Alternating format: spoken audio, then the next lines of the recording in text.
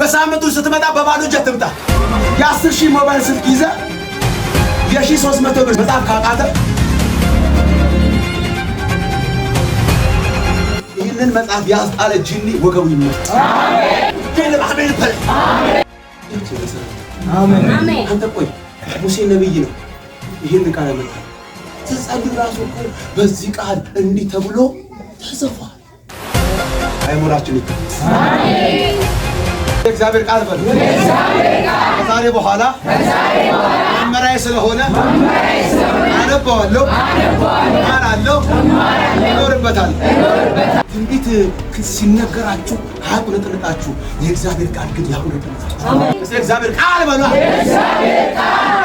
ጸጋ ካፈላለሁ ትንቢት ካፈል አሁን ደስ የሚለኝ ነገር ግን ትንቢት ለአንድ ሰው ነው የሚመጣው።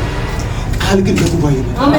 ይገርምናት 1600 ዓመት ያስቆጠረ በ1898 ቋንቋዎች የተተረጎመ በዓለም ድንቅና ብቸኛ የሆነ መጽሐፍ አሙር ዳኒባ ክርስቶስን ያሳያል፣ ያበራል።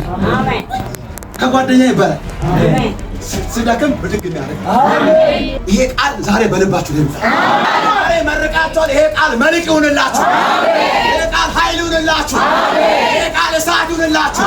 ይሄ ቃል ስታነ በእሳት ይሆናል፣ ኃይል ይሆናል፣ ዘይት ይሆናል፣ ትራንስፖርት ይሆናል፣ መከራ ይሆናል፣ እምር ይሆናል፣ ኃይል ይሆናል። ይህ ቦታ አትያዝም፣ አትናወጥም።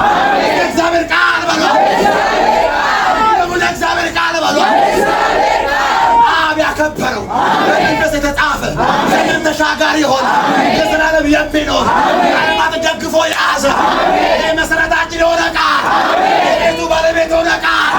ሃሌሉያ! እግዚአብሔር ቃል በሏ። አያቅለሽልሻችሁ፣ አያቅለሽልሻችሁ።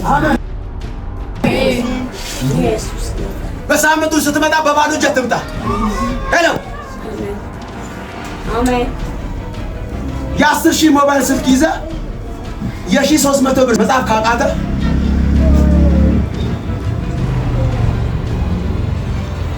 መጽሐፉን ያስጣል መንፈስ የተወከለ አሜን። አሜን በል። አሜን። ያለዚህ ቃል እኮ ባዶ ነው።